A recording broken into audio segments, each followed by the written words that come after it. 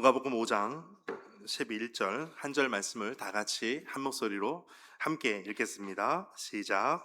그들이 배들을 육지에 대고 모든 것을 버려두고 예수를 따르니라. 아멘. 주님의 말씀입니다. 우리 가슴에 손을 얹고 믿음으로 함께 선포하겠습니다. 하나님을 만나면 살아납니다. 예수님을 믿으면 행복합니다. 성령님이 임하면 가능합니다. 할렐루야. 아멘. 선포하신 대로 되실 줄 믿습니다. 여러분, 오늘 설교는 여러분 잘 들으셔야 됩니다. 굉장히 짧습니다. 그래서 집중해서 들으셔야 됩니다. 여러분, 스마트폰 같은 경우 핸드폰을 켜게 되면 오늘 우리 교회도 있지만 와이파이라는 곳이 있습니다. 그래서 안테나가 다 뜨게 되면 이제 뭔가 원활히 모든 것이 잘 움직여지지만 안테나가 점점 줄어들고 한 칸 혹은 없게 되면은 인터넷이 되지도 않을 뿐더러 되는 것 같다가 또 계속해서 읽는 로딩만 돼 있고 화면이 움직이지 않는 것을 경험하게 됩니다. 스마트폰을 그런 경우로 본다면 굉장히 답답하고 속 터지는 그런 일이 되게 되죠. 그리고 영적인 상태에서도 마찬가지입니다. 우리의 영적인 상태가 하나님과의 깊은 소통이 계속해서 이루어지고 원만한 관계가 계속해서 이루어진다면 우리는 답답한 것이 없이 시원한 그런 마음을 가지게 될 것입니다. 오늘 본문에 보면 베드로라고 하는 한 인물이 있습니다. 베드로는 우리가 잘 알고 있는 갈릴리의 어부입니다. 어부로 평생을 살아온 사람입니다. 어부 베테랑이라고 볼 수가 있습니다. 그런데 베드로는 우리와 아주 다르지 않습니다. 우리와 너무나 똑같은 일반적인 직장인과 같은 사람이었습니다.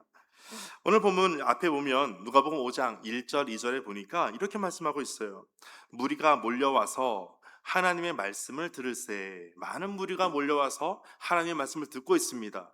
그 가운데 예수님은 게네사렛 호숫가에서, 게네사렛은 바로 갈릴리 호수를 말합니다. 다른 표현입니다. 2절에 보니까 호숫가에 배 두 척이 있는 것을 보시니, 어부들은 무엇을 하고 있었냐면 배에서 나와서 무엇하고 있었다고요? 그물을 씻는지라. 그물을 씻고 있었다. 베드로가 어떤 청결을 중요시해서가 아닙니다. 베드로가 씻는 것을 좋아해서가 아니고요, 밤새도록 조업을 했는데 이제 아침이 되어서, 해가 다 뜰 아침이 되어서 빈 그물을 이제 씻고 정리하는 시간입니다. 베드로는 묵묵히 아무 말도 하지 않고 그물만 씻고 있습니다.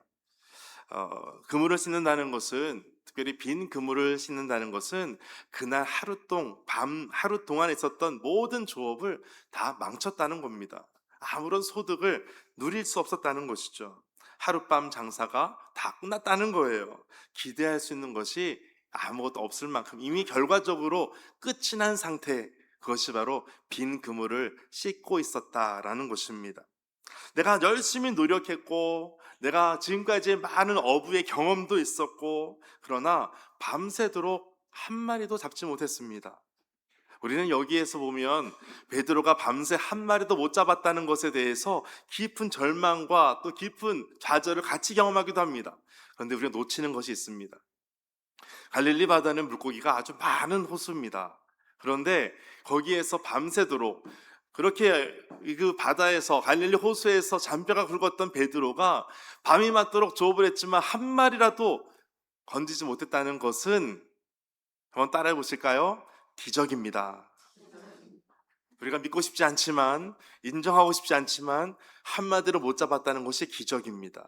어떻게 물고기들이 다 피해가서 그물에 안 잡히게 됐는지 우리는 사람들이 이것을 잘 기억하지 않습니다. 내가 열심히 노력했고 열심히 모든 경험을 쌓았고 밤새도록 수고했지만, 땀을 흘렸지만 한마디로 한 마리도 건지지 못했다는 것은 뼈아픈 좌절감과 그러한 모습이 되겠지만, 육체적으로나 심리적으로나 완전히 바닥을 친 상태였겠지만 그 상태가 바로 하나님께서 개입하시고자 하시는 중요한 과정이었다는 것을 우리가 놓치지 않게 되시기를 바랍니다. 개혁주의 신학자인 우리 요한 칼빈은 이렇게 말합니다. 이러한 상태를 하나님은 우리가 스스로 완벽하게 준비되었을 때 찾아오시는 분이 아니라, 뒤에 말씀 같이 읽어볼까요? 우리가 무기력하게 실패해 있을 때 먼저 찾아오시는 은혜를 베푸시는 분입니다. 먼저 찾아오시는 은혜, 그래서 이것을 어떻게 표현하냐면 선행적 은혜라고 말합니다. 먼저 찾아오셨다라는 거예요. 내가 뭔가 하나님을 찾기 위해서 노력했다는 것보다 내 어떤 절망적인 상태에서 하나님께서 먼저 찾아오신 것, 이것을 선행적 은혜라고 표현합니다. 그래서 우리가 생각할 때 내가 마음가짐을 하고 열심을 하면 무엇인가 이루어질 거다라고 하는 생각을 하게 됩니다. 그런데 은혜는 그렇지가 않다라는 거예요. 내가 절망하는 순간, 좌절하는 순간, 깊은 수렁에 빠진 것 같은 그런 느낌이 있을 때, 또 그런 상태에 있을 때 하나님의 은혜는 그때 일어난다는 거예요. 여러분, 기도밖에 할 수 없는 사람이 있어요. 가장 비참한 사람입니다. 아무것도 스스로 할 수 있는 것이 없는 사람이에요. 기도밖에 할 수밖에 없어요. 그런데 그 사람에게 하나님께서 은혜를 주신다는 거예요. 여러분의 상황이 그런 분이 있을지 모르겠어요. 나는 지금 아무것도 내가 할 수 있는 것이 없고 내 한계를 느끼는 것 같고 무엇인가 도전해도 계속 실패하는 것 같고, 그럴 때 그때 하나님의 은혜가 임하는 중요한 시기가 된다는 것을 여러분 꼭 기억하시기를 바랍니다. 그런데 예수님께서 그러한 실패감에 젖어 있는 베드로에게 찾아오셔서 한마디를 던지시는데, 그 한마디가 우리가 생각하는 아주 거창한 표현이 아닙니다. 아무것도 건지지 못하고 좌절해 있는 베드로에게 찾아오셔서 이제는 다 버리고 나를 따르라, 처음부터 이런 말씀을 하지 않으세요.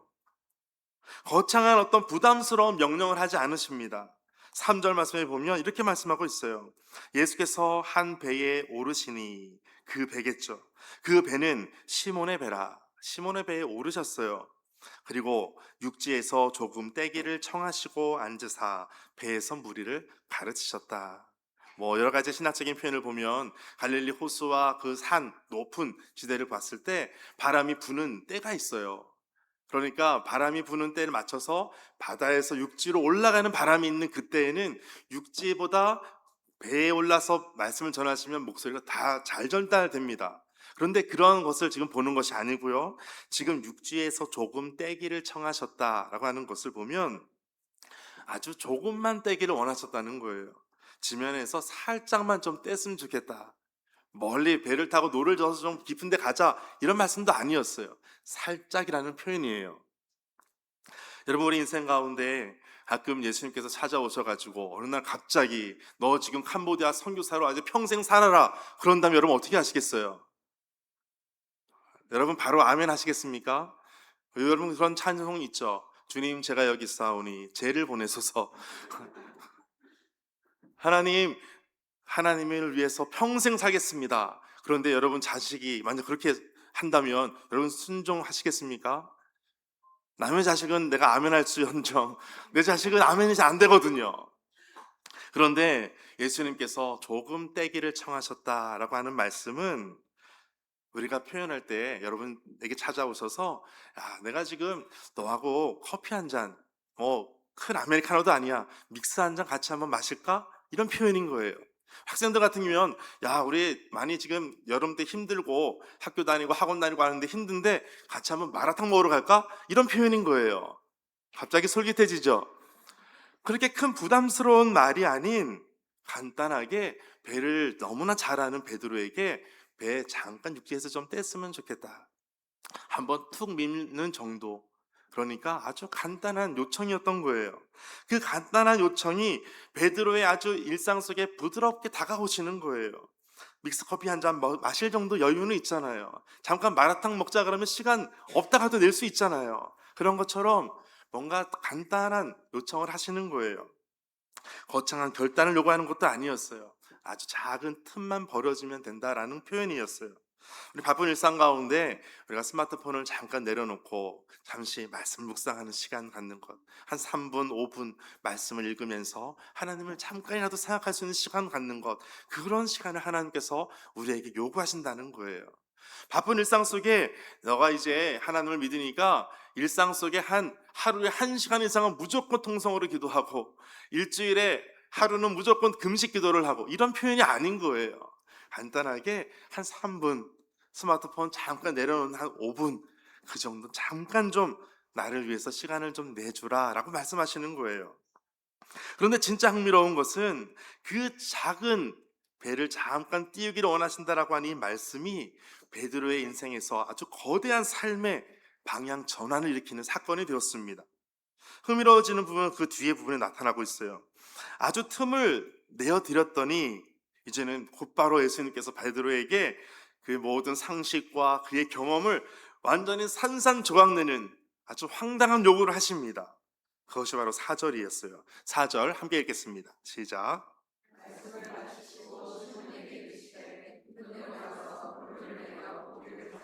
아멘. 깊은 데로 가서 그물을 대려 고기를 잡으라. 밤새도록 수고했어요. 한 마리도 잡지 못했어요. 그런데 깊은 데로 가서 그물을 내려라. 거기서 고기를 잡아라. 라고 말씀하시는 거예요. 여러분, 베드로는 평생 이 호수에서 갈릴리 바다에서 지냈던 사람이잖아요. 그런데 반면에 예수님은 출신이 목수였어요. 그 당시에 나무가 많지 않으니까 석수라고도 표현하는 경우도 있습니다. 그런데 물고기 잡는 것과는 좀 거리가 먼 분이었잖아요. 그런데 목수 출신인 예수님께서 저기 깊은 곳 가서 거기서 고기를 잡으라고 말씀하시는 거예요. 베드로의 마음속에 별로 좋지 않은 불편한 마음이 생겼을 거예요. 게다가 어부들의 상식에도 맞지 않는 말씀을 하고 계시는 거예요. 물고기들이 잘 움직이는 그 시간들이 있습니다. 낚시를 좋아하시는 분들은 아시겠지만 잘 잡히는 때가 있어요. 그 시간이 있습니다. 그리고 열심히 낚시를 하다가도 안 잡히는 시간이 있어요. 그때는 그냥 좀 잠도 청하고 그러거든요. 그런데 지금 이 시간에, 이 새벽 시간에는 별로 움직임이 없어요. 잡히는 시간이 아니라는 얘기예요. 상식에서 벗어났다라는 거예요. 그런데 베드로의 마음속에 여전히 불편한 마음이 생겼었겠죠. 게다가 깊은 곳에 가서 그물을 내려라고 할 때 그 당시에 그 그물은 요즘 우리가 보고는 아주 촘촘한 아주 가는 끈질긴 그런 나일론 그물이 아니에요. 마로 만든 밧줄과 같은 거예요. 그러니까 얼마나 첨벙첨벙 소리가 나겠어요. 그물을 던지는 소리에 물고기들이 다 도망갑니다. 그런데 그 시간에 그와 같은 방법으로 그물을 내려 잡으라는 거예요. 베드로의 경험 100% 이것은 실패라는 것이 확신을 가졌습니다. 여러분, 믿음도 이와 같은 믿음도 있어야 돼요. 예수님 말씀이 100% 틀렸다라고 하는 것도 믿음이거든요. 그런데 베드로가 어떻게 했습니까? 현실적으로는, 경험적으로는 이것은 말이 안 되는 거였어요. 그런데 순종하기 시작하는 거예요. 현실적으로는 순종이 가능하지가 않은 거예요. 여러분 같으면 순종하시겠습니까? 여러분이 베드로와 같은 어부였으면 여러분 예수님 이 말씀을 듣고 그대로 하시겠습니까? 예, 아멘 안 하실 줄 알았습니다. 5절 말씀 같이 읽어보겠습니다. 시작. 시몬이 대답하여 이르되 선생님, 우리들이 밤이 새도록 수고하였으되 잡은 것이 없지만은 말씀에 의지하여 내가 그물을 내리리이다 하고. 아멘. 밤이 새도록 수고했습니다 라는 것을 먼저 이야기를 해요. 내 경험, 내가 지금 수고했던 것 주님 아시지 않습니까? 내가 밤새 수고했습니다. 이거 모르시지 않죠? 아시지 않습니까? 내가 밤새도록 수고했지만 잡은 것 하나도 없었습니다. 그런데 그 뒤에 말씀이 중요하죠. 말씀에 의지하여 라는 거예요. 상식적으로 어떤 합리적으로 봤을 때 그 시간 그 방법으로는 물고기가 잡히지 않습니다 라는 것은 로고스라고 하는 의미예요. 그런데 말씀에 의지하여 라고 하는 것은 자기의 상황에 맞춰서 주시는 예수님의 말씀을 나의 말씀으로 받아들이는 거예요. 그것은 나의 말씀, 레마로 받아들이는 거예요. 상황과 현실과 어떤 모습을 봐가지고는 논리적으로는 보편적으로는 진리에서 떠난 것처럼 보였지만 말씀하시는 예수님의 말씀을 의지해서 내가 그 말씀을 받아들여서 한번 해보겠습니다 라는 거예요. 이것이 바로 레마는 그럼에도 불구하고 말씀을 따라가는 의지를 말하는 것입니다. 베드로는 상식이나 자기 모든 삶의 경험 데이터를 무시하는 것이 아니었어요. 자신이 바보가 되는 것이 아닙니다.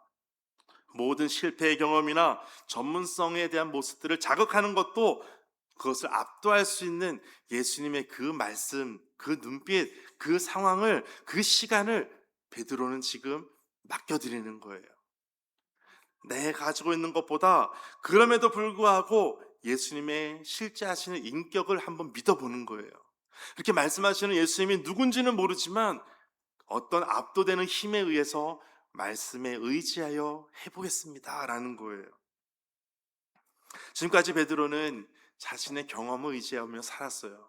자신이 수고하면 되는 사람이었어요. 열심히 살면 열심히 하는 대로 되는 사람이었어요. 그런데 어느 순간 열심히 수고해도 이 수고가 먹혀들이지가 않는 거예요. 열심히 땀을 흘렸는데도 수고한 만큼 뭔가 안 되는 거예요. 일이 잘 풀리지가 않는 거예요. 여러분, 그런 인생 있지 않습니까? 내가 열심히 살았는데, 누구보다도 열심히 살았는데, 누구보다도 성실하게 살았는데 무엇인가 안 되는 경우가 있어요. 무엇인가 막히는 경우가 있어요. 나에게 어떤 답을 찾을 수가 없는 상황이 있습니다.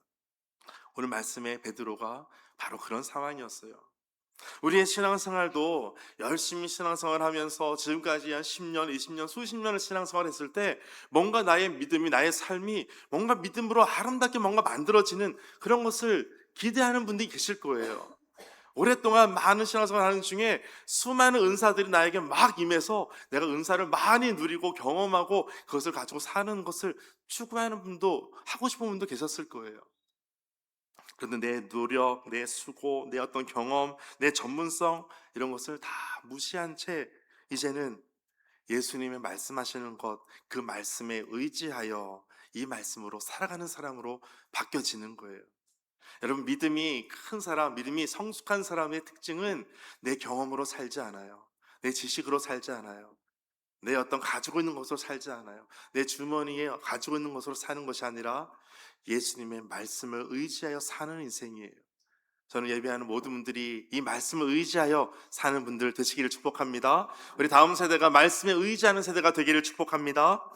하나님과 깊어지는 단계로 나아가기 위한 필수적인 기초는 내 모든 경험을 깨는 거예요. 상식을 깨는 거예요. 내 경험상 이것은 안 되라고 하는, 계산하는 것을 다 깨는 거예요. 내 경제적인 관념을 깨는 거고, 지식을 깨는 거고, 내 모든 관계를 깨는 거고, 상식을 깨는 거예요. 내가 익숙한 것은 얕은 물가예요. 그런데 예수님께서 깊은 곳으로 가라고 말씀하세요. 하나님의 기적을 얕은 물가에서는 지금 볼 수가 없는 거예요.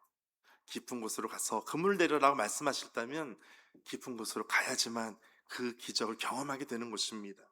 내 생각, 내 경험에 맞지 않아도 상관없어요. 중요한 것은 이것입니다. 누가 말씀하셨는가예요. 누가 말씀하셨는가.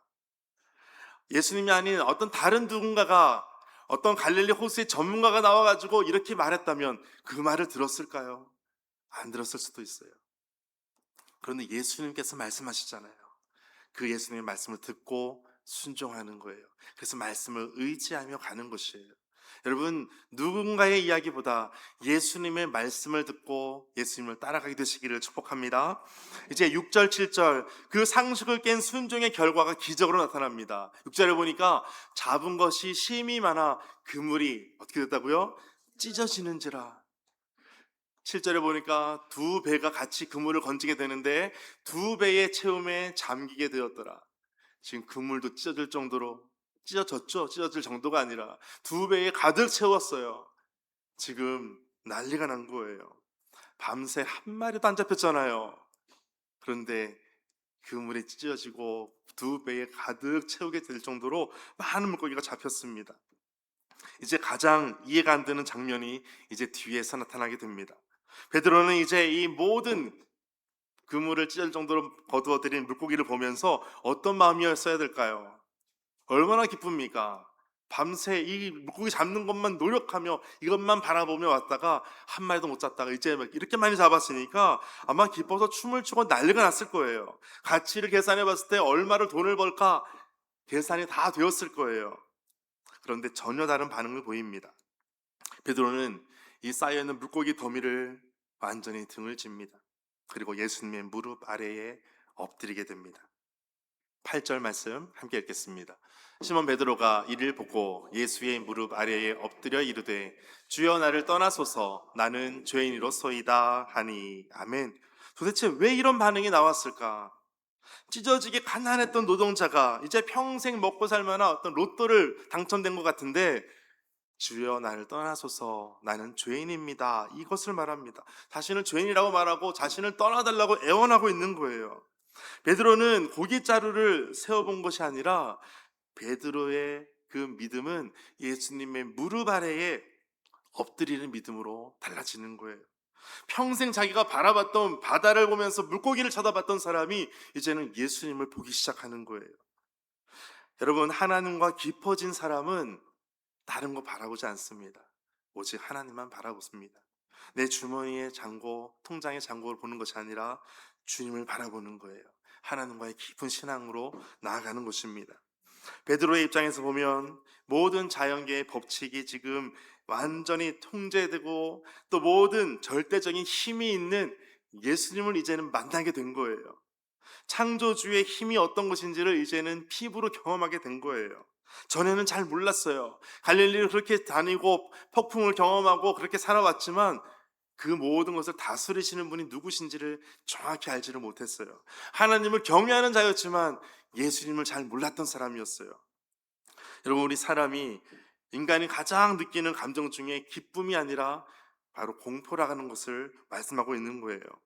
어둠 속에 있을 때에는 내 옷에 더럽혀진 것을 잘 몰라요. 그런데 빛이 비치고 밝아지면 내가 무엇인가 잘못됐는지 어디가 묻었는지 그것을 볼 수 있는 거예요. 절대적인 빛 앞에 서면 내가 얼마나 큰 죄인인지를 깨닫게 되는 것입니다. 베드로가 지금 이것을 경험하고 있는 거예요. 베드로는 지금 물고기라고 하는 결과물에 집착하고 있는 것이 아니라 결과물을 만들어내신 창조주 하나님을 바라보고 있는 거예요. 이것이 바로 본질로 나아가는 것입니다. 절대적인 거룩함 앞에 이제는 서는 거예요. 여러분, 신앙생활 오래 할 때 신앙생활이 깊어지는 것은, 성숙한 모습으로 나아가는 것은 그 하나님을 온전히 경험할 때 가능해지는 것입니다. 절대적인 거룩함 앞에 내가 서게 되니까 내 모습이 너무 초라한 거예요. 내가 너무 큰 죄인인 거예요. 내가 너무 불결하게 느껴지는 거예요. 감히 견딜 수 없는 상태가 되는 거예요. 그래서 나를 떠나달라고 말씀하시는 거예요. 베드로의 입에서 예수님을 부를 때 중요한 변화가 있어요. 예수님을 부르는 호칭이 달라집니다. 어떻게 달라지는지 보실까요? 5절 말씀에 보면 예수님을 에피스타테라고 불러요. 앞에 테로 끝나는 것은 누구누구여라고 부르는 거예요. 호칭이에요. 선생님이여라고 하는 거예요. 선생님이라고 부르는 거예요. 그런데 8절에 보니까 주여 나를 떠나소서, 주님이라고 고백해요. 퀴리오스, 나의 주님이라고 고백합니다. 주님, 나를 떠나소서. 그리고 자신에 대해서 내가 감당할 수 없는 죄인입니다 라고 고백해요. 이 감당할 수 없는 죄인이라고 말하는 것은 단순한 실수를 했던 것을 말하는 것이 아니에요. 하나님의 거룩함 앞에 내가 감히 있을 수 없는 존재입니다, 이것을 말할 때 그 단어를 씁니다. 신학자인 칼슨은 이것을 이렇게 말합니다. 진정한 영적 깊어짐은 물질적 성공에 기뻐하는 것이 아니라 그 축복을 일으키신 창조주의 거룩함 앞에서 자신의 비참함과 죄인됨을 겸손히 깨닫는 것이다 라고 말합니다. 여러분, 주님을 만났을 때 내가 얼마나 큰 죄인인지를 깨닫게 되는 것, 주여 나를 떠나소서라고 말씀드릴 정도로 내가 그런 모습입니다. 이것은 반대로 어떤 것을 말하냐면 그 하나님이 없이는 나는 절대로 살아갈 수 없는 존재입니다, 이것을 고백하는 거예요. 주님 없이는 나는 안 됩니다라는 거예요. 떠나주세요라고 말하는 것은 나를 떠나면 안 됩니다, 나는 그러면 안 되는 존재입니다 라고 말하는 거예요. 단순한 기적을 말하는 것이 아니에요. 우리의 사고, 인식, 체계를 완전히 다 붕괴시키는 거예요. 달라지게 하는 거예요. 이 호칭의 변화가 바로 그것입니다. 여러분, 믿음이 성숙한 사람은, 깊은 신앙의 사람은 하나님을 부를 때 단순한 어떤 선생님이 아니에요. 나의 주님, 나의 주님, 이렇게 고백하는 거예요. 깊은 신앙의 단계는 예수님을 어떻게 부르는지에 대해서 알 수가 있습니다. 제가 어떤 가게를 갔더니 이제 대화를 좀 하려고 했더니 그분이 먼저 얘기를 막 하는 거예요. 그런데 어떻게 표현하냐면 어떤 목사가 그러면서 이렇게 말씀하시더라고요. 그래서 제가 얘기를 더 하려고 하다가 우리도 교회에 대해서도 좀 비난을 하고 하는 것 같아요. 별로 인식이 좋은 것 같지 않아 보여요. 그래서 저에 대해서 물어보고 하는데 제가 목사라는 얘기를 안 했어요. 저한테도 그냥 목사가 그렇게 할까봐 얘기를 안 했어요. 여러분, 깊은 신앙의 단계는 하나님의 일을 섬기는 사람에 대한 호칭도 달라지게 됩니다. 여러분, 부를 때 여러분 옆에 있는 분들 성도님이라고 부르고, 집사님이라고 부르고, 권사님이라 부르고, 그랬더니 어떤 분들은 앞에 호칭 빼고 님 그런 경우가 있어요. 우리 청소년들 그렇게 많이 부르죠.